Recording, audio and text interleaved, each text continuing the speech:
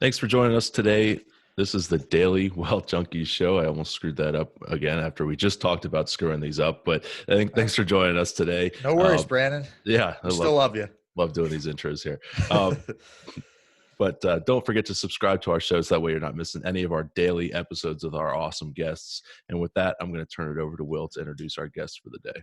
Thanks, Brandon. Today on the show, we have Alex Sanfilippo. So we actually got started doing kind of the same thing when we were really, really young. So he sold used golf balls, which if you guys have listened to my interview, I did that as well. That's kind of my start to entrepreneurialism.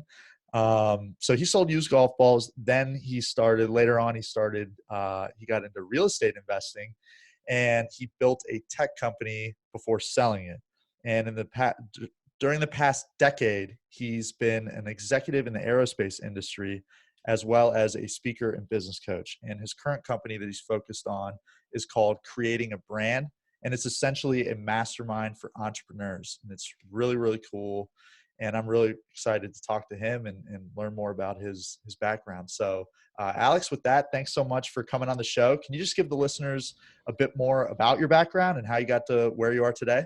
Sure. Brandon and Will, thanks for having me on the show, by the way. This is Absolutely. Really excited about this one. I've been psyched about it since we had it booked. So I love what you guys are doing and the impact that you're having. So really excited to be here with you both today. Thank you, man. Yeah, thanks for being here.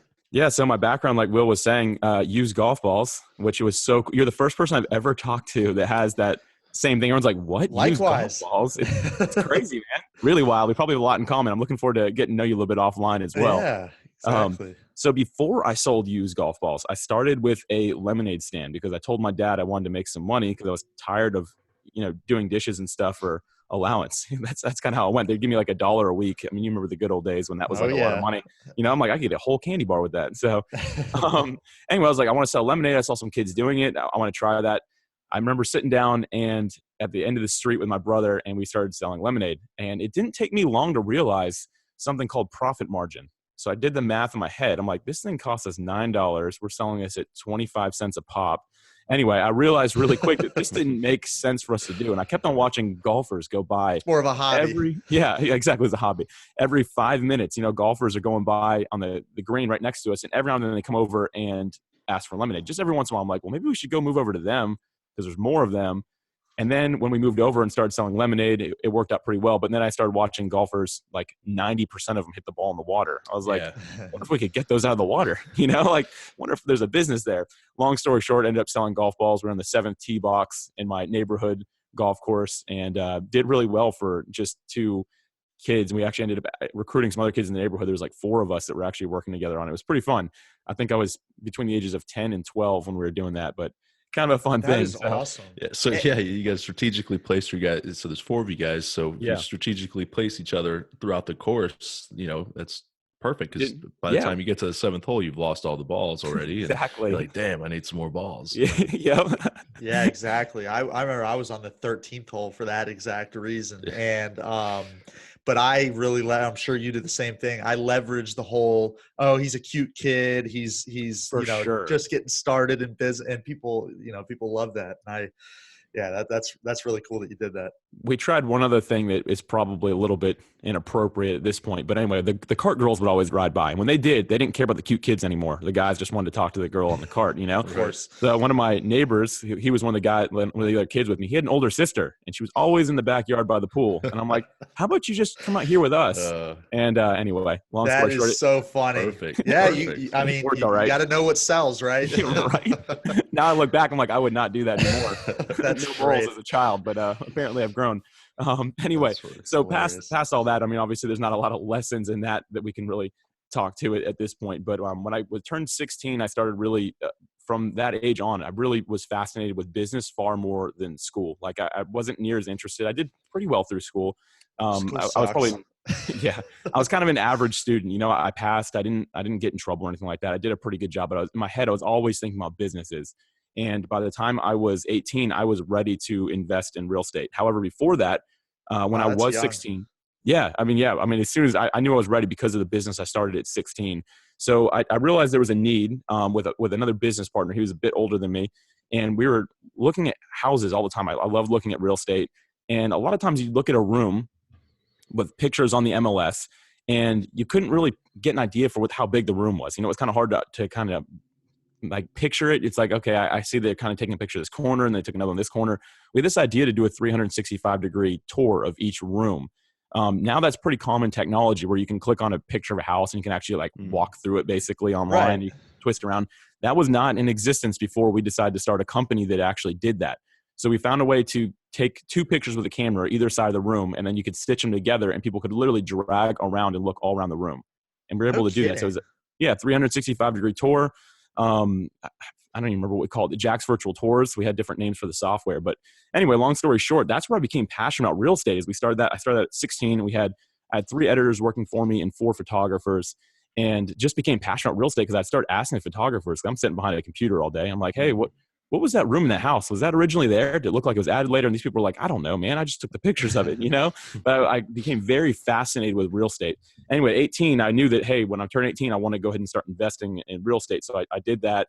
And then a few years after that, 2008 hit, 2007, 2008, and really messed up those plans. So I ended up selling that technology to the partner I was working with. He still wanted to pursue it. I just didn't see as much money in it because I was looking at my properties at that point that had rental properties and how behind I was on payments on those because of the real estate crash, if you will. And I ended up just getting out of that business. And it was a really cool journey though. I really enjoyed that season of my life. It taught me a lot about leadership as I had a staff and I was 16, 17 years old trying to manage people, figuring out how that worked, how to, motivate people to work hard and to do good quality work. It was really interesting. So I learned a lot during that time in my life. Yeah. So Alex, at 18, I mean, most people don't have, enough money to go fill up gas in their gas can and their car by themselves. How did you save up enough money or what was your plan when you were buying these investment properties to purchase them? Man, I was probably a weird kid. First off, I'm going to say that. By probably, I mean I was. I didn't have girlfriends or anything like that at that point. So probably super weird, saving a lot of money without a girlfriend. So for sure, that was actually one of my strategies. Distracting, man. Yeah. Some of my friends, they started getting girlfriends at 16, which didn't make sense to me anyway. But they were spending all this money, like going to proms, all this stuff. He's like, man, I spent $800 on this and that. I'm like, what? Anyway, so when I sold that golf ball, expensive. When I was selling, I'm very thankful for my wife. She's awesome. So I'm good now, but back then it didn't make much sense. But anyway, when I was selling those golf balls, I actually never spent money even back then. I asked my parents if they could make me a bank account because 12-year-old kid can't make a bank account. But I'm like, I want to save this money. Man, I'm pretty frugal. I wasn't like ridiculous. Like I still went out and did things that were fun. I still went to the movies with my friends and things like that. But I never bought anything expensive. I never got into that. I was never just buying random things that I didn't need to buy.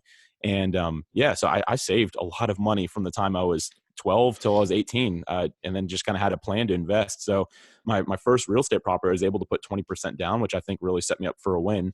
That's awesome. I look back now, I'd probably use a different strategy than that, but back then it's what made the most sense to me. All I could think was buy a property, pay it off as quickly as possible. So, so I just always had the mindset of save for my future.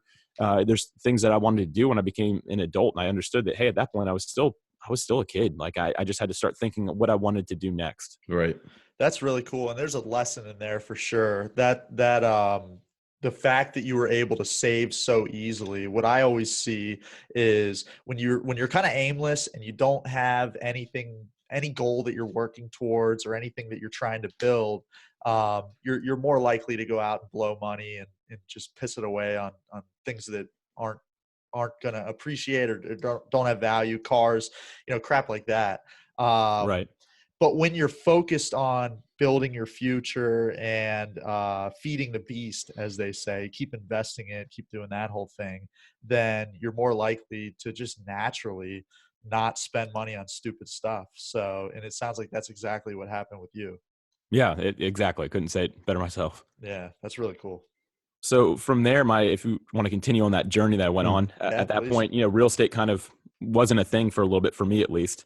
If I would have started investing a few years later, I'd be filthy rich right now, obviously. How many did you buy before the crash? I think I just had 2 properties. Yes, I bought one. Yeah. And did you buy them? Did you use just typical conventional financing? Yes, I did. Yep. Okay. How much did you put down for each one? I put down 20%, and then the other one was much less. Not anywhere near that. So, were you buying them as primary residences? No. Well, the first one I did. Yes, I did. I planned on moving into it and then realized what you could do with rental property. Right. And so I actually ended up changing that one out and I rented that one for 2 years before the crash, and then I moved into it. I'm sorry. I had one property at that point. I bought another one right afterwards. So I did get one afterwards I had less money into. So I had the one that uses a rental property.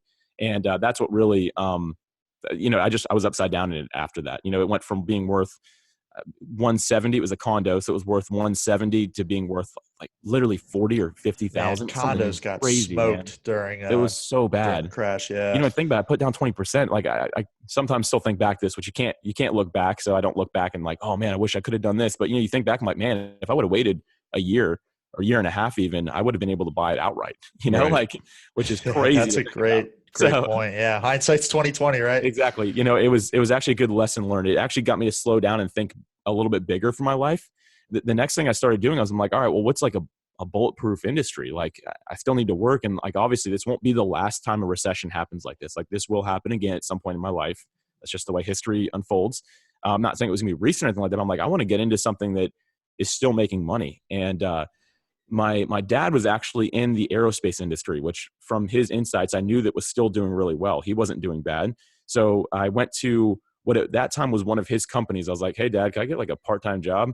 My dad is hilarious. And he just goes, no, but you can come in and apply. He's like, you can meet with the vice president of this company and see what he can do. So anyway, I walked in, I applied, I got a part-time job. I didn't have any experience in that, and really fell in love with a larger scale business.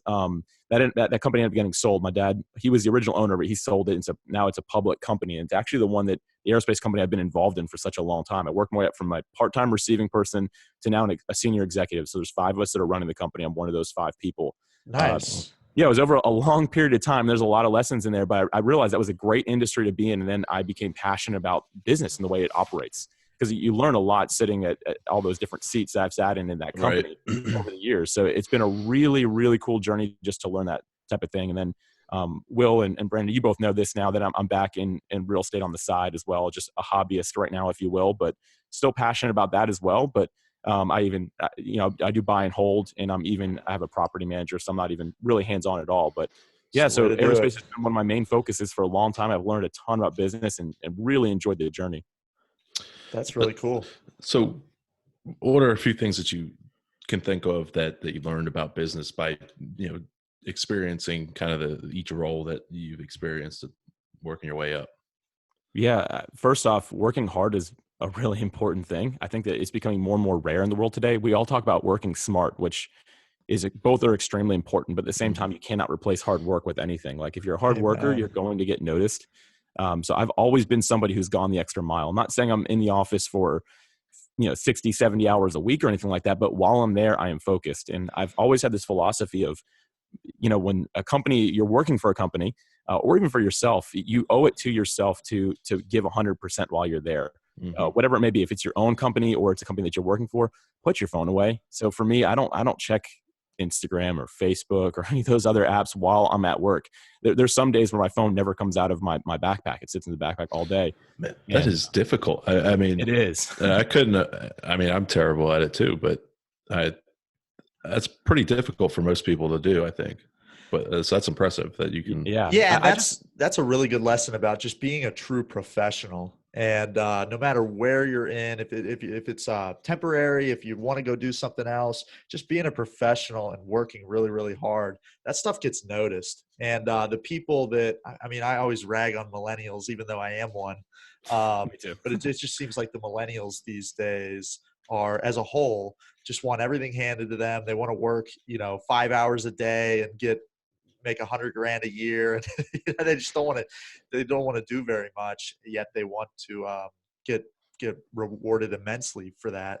And just bothers the heck out of me. And I think that with that being how a lot of people act, if you are one of the people that works really hard and separates yourself, it's going to get noticed, and you're going to be able to climb a lot higher. Keep doing it, because you'll stand out. Like there's a lot more people like what Will described than there are people like you working hard. So yeah, it all comes down to focus for me at the end of the day. Working hard, a part of working hard is being focused. That's where the brain comes in. That's where it gets smart. So for me, if I'm constantly I used social media as an example, but doing anything, if I'm jumping on YouTube while I'm at work real quick, or just like think of a random video and I lose that concentration, that focus, that's a problem, because then I'm like resetting my mind. But if I can really sit down and get into a project and get it knocked out, that's a win. And one of the things that's helped me get to the executive level was my ability to execute.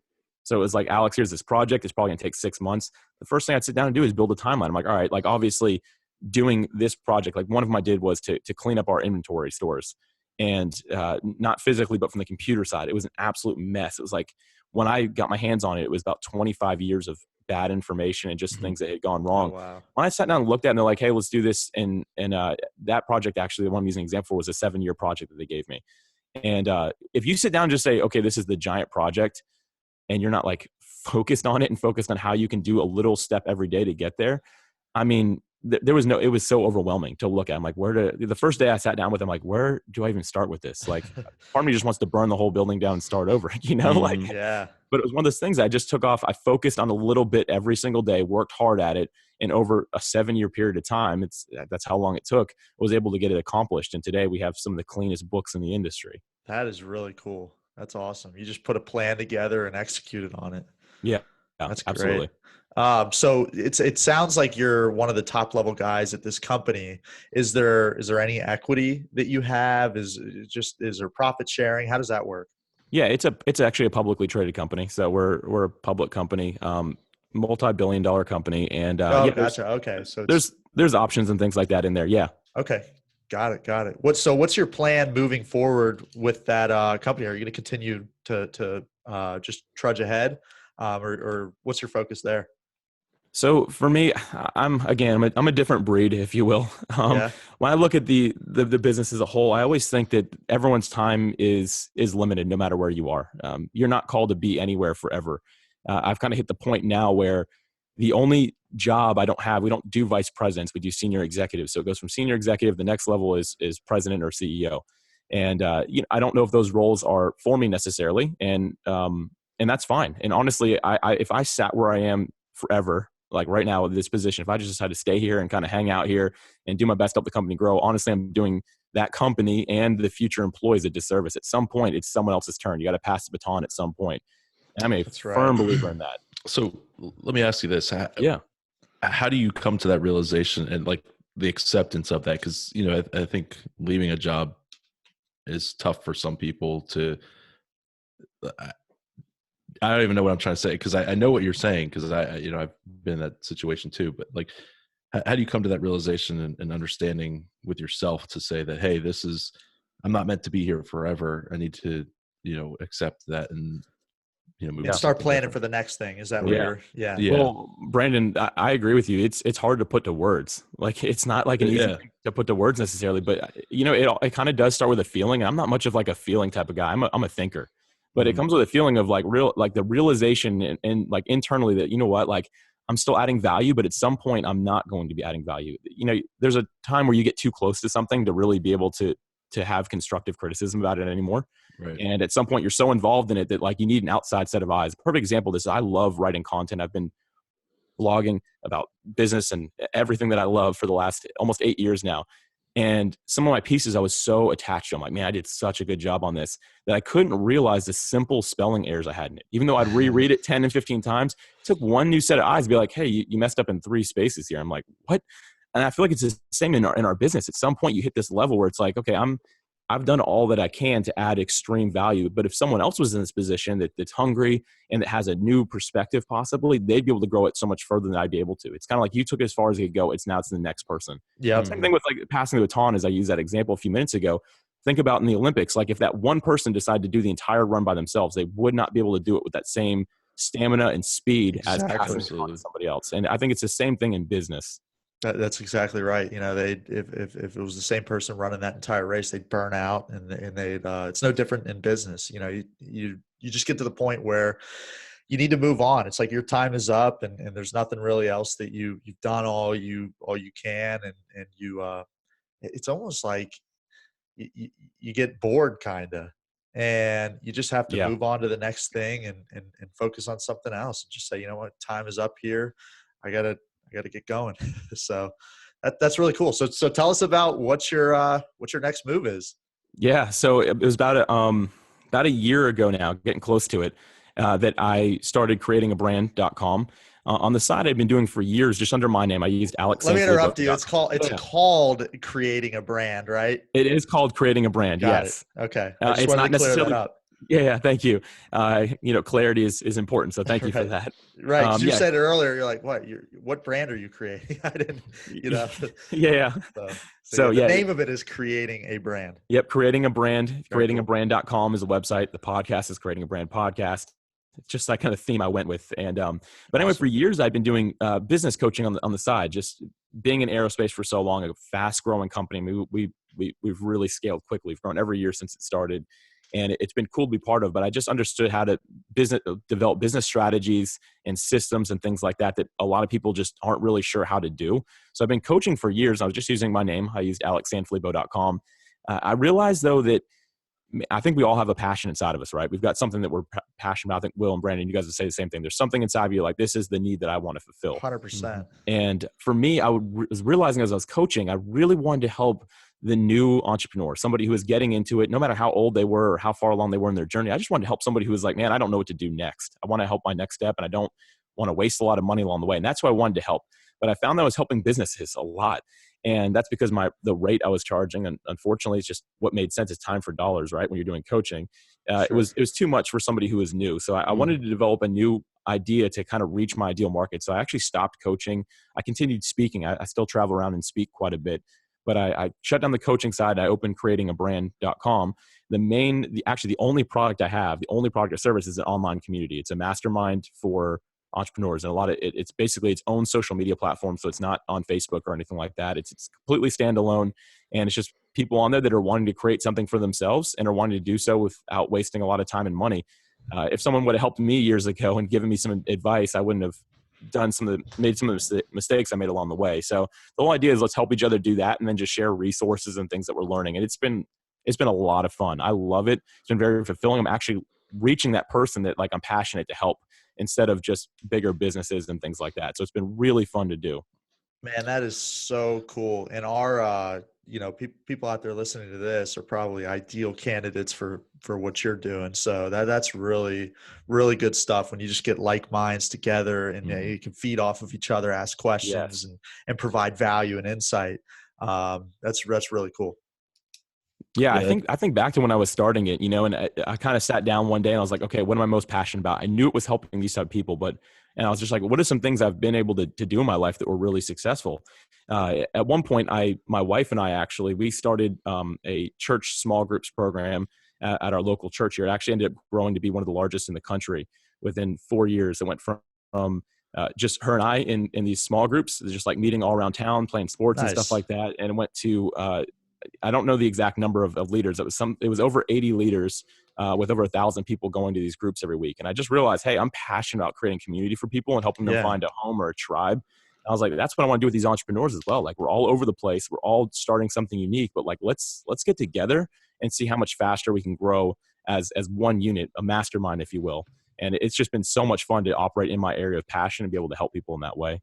I love it, man. I love the fact that I assume you're a Christian as well. So yeah. I love it, man. Same here.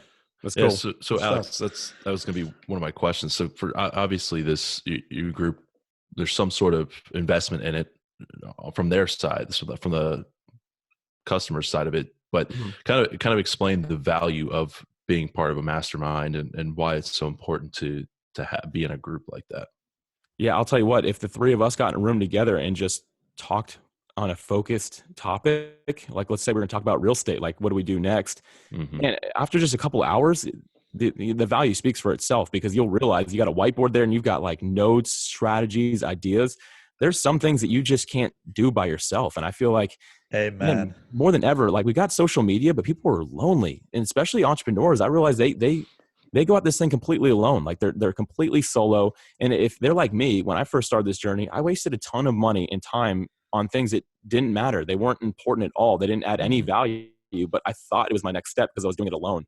If there was someone who was just 10 months ahead of me that I could just sit down with for a few minutes, like we're doing live chats and stuff like that, and it was like, oh man, I tried that. I wasted a ton of money on that, but here's what I found instead. just something as simple as that makes it worthwhile. And here's a perfect example. We had somebody join, and she was starting a new blog for herself, and she had reserved $500 for the graphics and logo and things like that. And she was just starting for the first time. And it was me and one other person. Actually, someone else was the one who said this. He's like, hey, I would use that money towards this. And they talk about marketing and things like that instead. And they said, what I do is I'd go to canva.com and make yourself a free logo, especially when you're getting started. You don't need to spend $500 yet. So she paid. That's such good advice. She was paying at $29.99 a month to be part of this community, and she saved $500 in her first day on there. It's like, and she's like, right. And she built her own logo, and it actually turns out she has a gift to design. It looked beautiful. Like I wouldn't be able to tell if it was a free logo or one that she paid for, at least with my analytical eyes. But it was really cool to see this. Like that's an instant value. But I've also developed, anytime I do anything, I develop an online course for it. I love that. Anytime I speak, I turn it into an online course. My goal is to give away everything to that community. And that's what I've done. So I don't have a single upsell. A lot of people don't agree with the business model. I don't sell anything else. If you're part of the community, everything I've done is free. It's yours. So it's online course or anything that I do. And I'm just there to help people. Honestly, at the end of the day, I think that my ultimate purpose, which sounds very vague, but it's just to help people and add value. And I found that this entrepreneurial area is really where I'm able to add the most value and just provide the most help. Yeah, it sounds like you're fulfilling a need for sure. That's a really cool story about the girl with the logo. So many people think that they need to spend it on this, that, or the other. And they're thinking they're overlooking the simple things they need to do when they need to, when they're thinking they need to do something much more complex. So that's really good. What's your vision going forward and some cool things that you have on the horizon?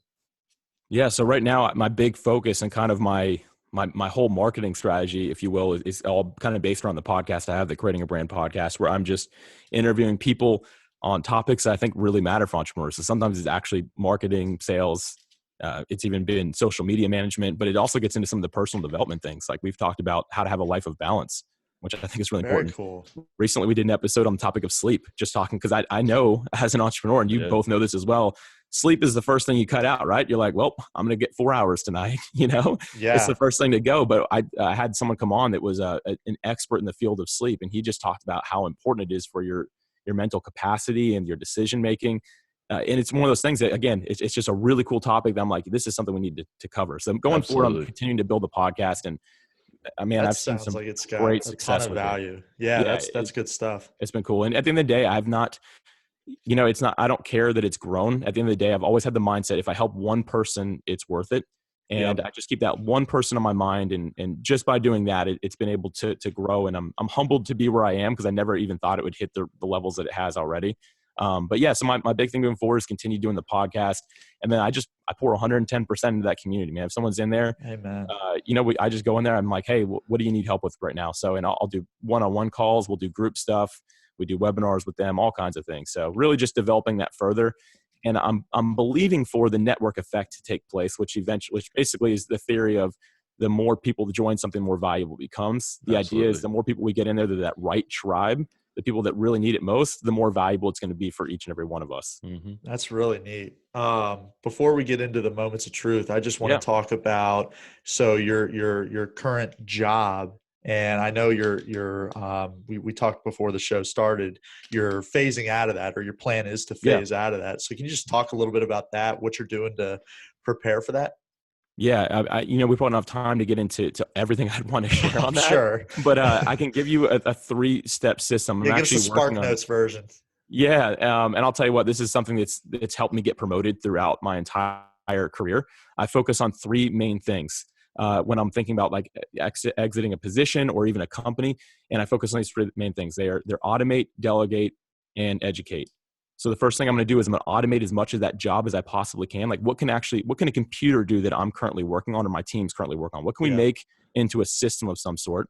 So that's the automate side. And then the next thing is delegate. What makes more sense for another department or individual to be doing that maybe it doesn't really fit my job? It's just one of those things that, being like a high achiever, someone who gets things done, stuff just lands on your desk, right? Mm-hmm. So you got to figure out, how can I delegate this to somebody else that might actually even help them? So it's not just to throw work off. I'm like, how can this help them excel and maybe even take the job from me at some point? And the last thing is to educate. The worst thing you can do is leave a job and no one have any idea what you were doing or how to do it. Right. So I document everything. Like if I was to leave today, let's just say tomorrow I walk in, I'm like, Monday I walk in, I'm like, hey, I'm done. I could walk out and I could be like, here's Peace. the documentation, which I would not do that, by the way, but I could show them documentation and be like, oh, we can train someone to do this job because he's documented everything that he does very well. I don't ever want to be the guy who's the only one that knows how to do something. So using that system for me, that's how you kind of exit a company or exit a position. So I focus on those three things. So I've been really, over this last year especially, I've been really taking that up a notch because at some point I want to move on and enable the person after me to do better than I ever did. And I want to leave there feeling like I really made a big impact and have just a good lasting impression. But yeah, so that's my big That's awesome way that I'm exiting right now. And then obviously there's the other side of it, which is I'm growing, creating a brand through the podcast and doing all that, put my time and energy into that. And I'm thankful for my wife. She's helping me do a lot of that as well. So she's working with me. That's great. You know, a lot of people, they envision themselves walking in and giving their boss the middle finger and just doing it that way. But it sounds like you're doing the exact opposite. You're really setting the next person up for success, which is really neat to see. So, and I'll tell you what, that's how you should do it. Yeah, I think too, there's a story that a friend of mine told me. It was like a friend of a friend. Anyway, I'll make it really quick here. But basically, he left a job where he really didn't like his boss. And it was a pretty high up position. But you know what? He left on good terms, even though he did not want to do that. He didn't say anything bad about his boss, his company, nothing like that at all. It was like something like 10 years later, he got offered this position as a CEO with like a $3 million salary or something crazy like that. Wow. And the person they called as a reference, which wasn't even on his resume, just someone they knew he worked for, was that guy that he really didn't like, that he wanted to say something bad about. That's the person, the reason he got the job is that guy said, hey, he did his work and he was always respectful. That's why he ended up getting the job. Never burn bridges. Right. If he would have walked in there, gave him the middle finger and walked out, Absolutely. I don't think he would have been in that great CEO position. So for me, it's just don't burn those bridges. That's right. Do your best to be respectful and have some integrity in what you're doing. That's great. Yeah, that's huge. It's huge. Don't go in there acting like a jerk and doing that. But it sounds fun to fantasize every once in a while, but right. Keep it in your head. Keep it in your head. But don't be going in there and actually acting on it. I mean, just think about it before bed and nothing else. Don't act on it. Don't do anything stupid. Set up your little voodoo doll and oh my gosh. Right. That's funny. Well, Alex, we're going to jump into our Moments of Truth segment here, and I'm pretty excited to hear your answers, but we're just going to kick it off with the first question. Who is your success role model? Man, I've got a lot of them. One that I'd say that would really speak to me the most, though, has been Michael Hyatt.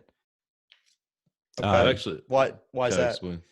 Man, when I first started blogging, I remember it's when I first started getting into more leadership roles at work as well, and I had a hard time finding mentorship. And I just Googled virtual mentor. I was like, let me see if that comes up. And at that point, Michael Hyatt's website said, literally, Michael Hyatt, your virtual mentor, win at work and succeed at life, or something along those lines. Oh, wow. I remember really just connecting, like listening to his content, everything I read, every podcast because I listened to, I was like, man, this is literally straight to me. And if you've heard of Michael Hyatt, he is just gifted. I mean, really he's a stand-up guy. And so that was like one of the big things that's like that person that who's that virtual mentor for me and really helped me along the way at an indirect level. Wow. That's really cool. What is your biggest success? Man, I think a lot of people immediately want to answer from a monetary perspective. And I've had some good real estate deals. I've done well in aerospace and even with creating a brand so far. But honestly, my greatest success, I would say, is just the friendships that I've built. I've got some people that mean a lot to me that I mean a lot to as well. I'm very happy being married to my wife, and we've just done a good job building like a legacy where we are. So I think that at the end of the day, what people are going to say about us, one day we're both going to pass away, but I think what people will say about us at a funeral is going to be something really beautiful. And that's honestly, I think my biggest success is just being a friend to people that need a friend. That's awesome.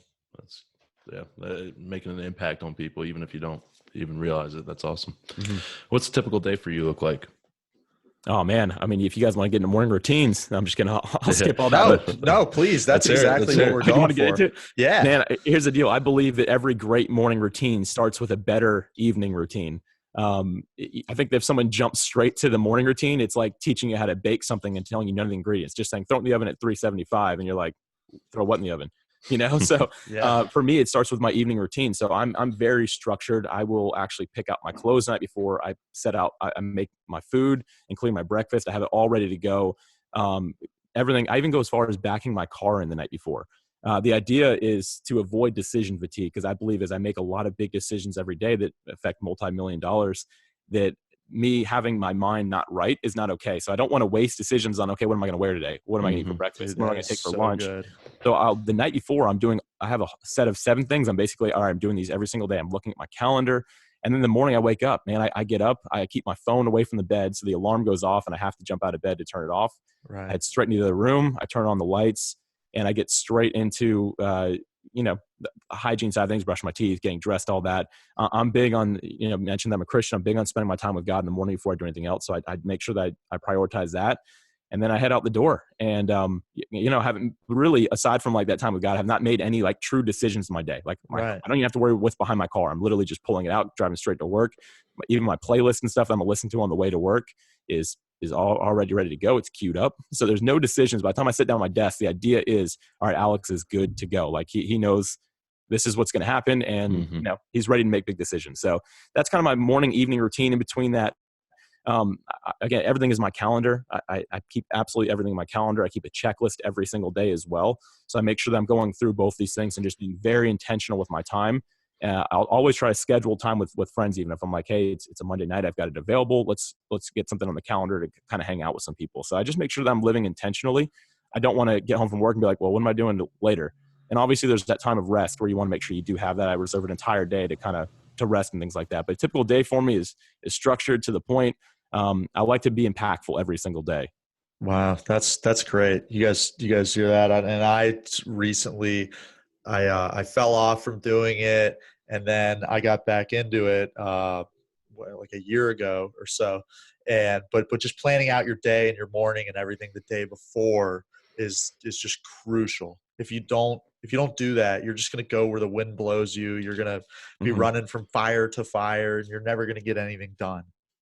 Yeah, I mean, it's the same thing as a budget with your money. Like, budgeting leads to freedom, not to like a spot of bondage. Like, if you don't know what's happening with your money, that's a place of bondage. But when you know, it's good for you. So it's budgeting. But time budgeting is the same thing. Like, if you don't control your time, it's going to control you. I mean, the world will throw you around wherever it wants you to go if you're not actually in control of it. And obviously, there's the whirlwind, the unprepared things that like are just going to happen. Things that are kind of all over the place. But man, falling out of it is tough. Though I'll tell you what, it takes a lot of discipline because man, I'm a night person, but I do nothing productive at night.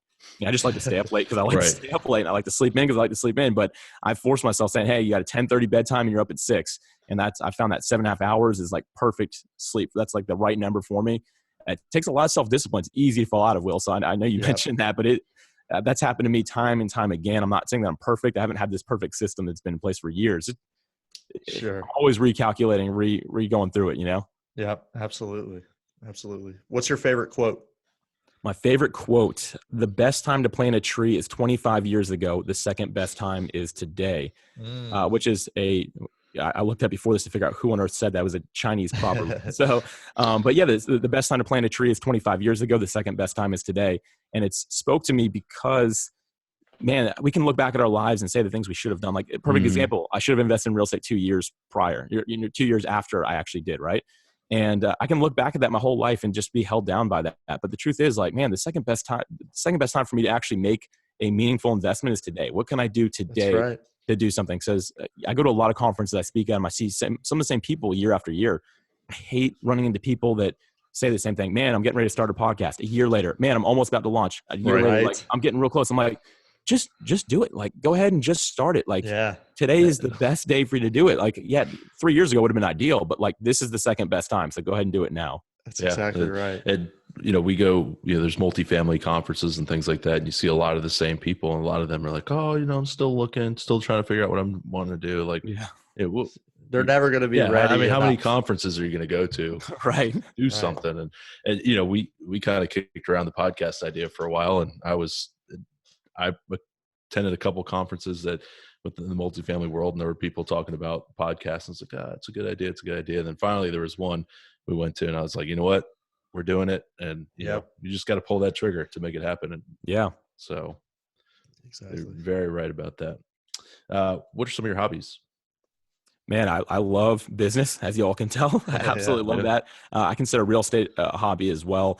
But aside from that, I enjoy working out, and I enjoy swimming, playing soccer, and then going to the beach. I mean, I live in Jacksonville, Florida. I'm less than 15 minutes from the ocean. Spend time there. I enjoy that. But those are some of my things that I really just have a good time with. That's very cool. Yeah, living by the beach. Cool. Yep.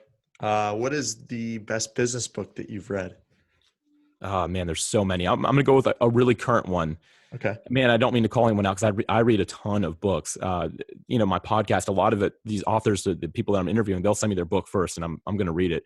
I'll give you two because one is a marketing one. Building a Story Brand by Donald Miller is fantastic. I mean, it'll change the way you view your website. It'll change the way you view the world around you. From a marketing perspective, you may never go to a movie and enjoy it again. You might just be ripping it to pieces. So, but Building a Story Brand by Donald Miller is really good. I also just read one. It kind of relates to what we're talking about here by a good friend of mine who runs Podfest Multimedia Expo. So it's a big conference here in Florida. And Chris Kremensos, he wrote a book called Start Ugly.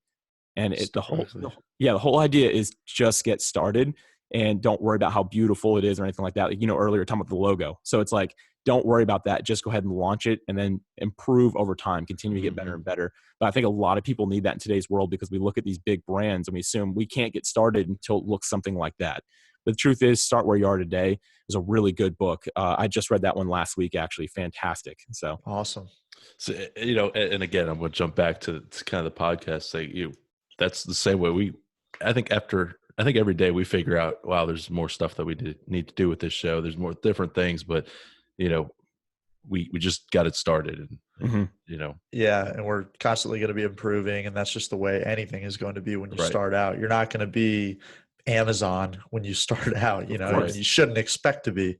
But I think a lot of young entrepreneurs, like young in their journey, I don't just mean young in age, like they actually kind of think that way. You look at these very polished brands, even the ones that have been around for 5 and 10 years, man, it is beautiful to look at. Like it's really nice. And I think the assumption is, well, I can't launch a brand if it doesn't look like that because it'll never succeed. But that's not true. If you have a good message and it's going to resonate with somebody, you're honestly doing a disservice by not launching today. Amen. That's so good. Yeah, and it's none of these companies and none of it will ever start off nice and polished like that. Everything's going to start off like a little ball of dirt, and then you just got to keep working on it, and then eventually it'll be nice and shiny. Yeah, at some point somebody needs to do it. There's probably a podcast about this already. Get into some origin stories of companies like Nike and Amazon and talk about the mistakes they made. Like have these people actually talk about it because that would help a lot of people, I think. Just get into that. But it's important to remember, hey, at one point we all started somewhere, right? Absolutely. Yep, exactly. I mean, I could talk about my, if you did a podcast episode about my failures or my successes, the ones about my failures is going to be 10 times as long as the one about success. Will, that sounds depressing. I don't know if I want to get into that. Oh man, it's only failure if you give up, right? That's the truth. That is the truth. Alex, last question here. If there's one key piece of advice you could leave our listeners with about achieving success, what do you think it would be? Get clear with what you're doing. Get really focused. So get clear, make sure people understand exactly what it is that you're trying to do, and then focus on that one thing. Find that niche, if you will, and don't be too broad. In today's world, because there are so many brands, it used to be, okay, let's just cast this wide net and see who we get. It doesn't really work like that anymore. The more focused you are, the better you're going to do, and the more clarity you're able to bring to your brand that you're creating. That's exactly right. The riches are in the niches. A lot of people say that. And Gary Keller's book, The One Thing, is an entire book basically about that concept. And you're exactly right. That's really good. Love it. So Alex, how can our listeners get in contact with you and some links and information like that to get to yours? Yeah, thanks, Brandon. I've created creatingabrand.com, and basically everything is there. So if you're interested in the podcast, you can go to creatingabrand.com or creatingabrandpodcast.com. And basically everything you're going to find about me is on there. So I've got links to social media. I've got my email address. Any way that you want to contact me is available on there. And obviously the link to the community as well, which is where I spend the mass majority of my time. But yeah, creatingabrand.com. Definitely check out the podcast and the community and all that. But that's my hub. That's where I'm at. That's great. That's awesome. That is awesome. Well, Alex, we appreciate you being on the show today. I think you provided a lot of value and we had fun talking with you today. So, we appreciate you being on. And for our listeners, don't forget to subscribe to our show so that way you're not missing any of our daily episodes and these daily interviews that we're doing with all these awesome guests. And join us on Facebook at facebook.com/groups/wealth junkies. Again, Alex, we appreciate you being on the show today. Yeah. Thank you so much. Thank you.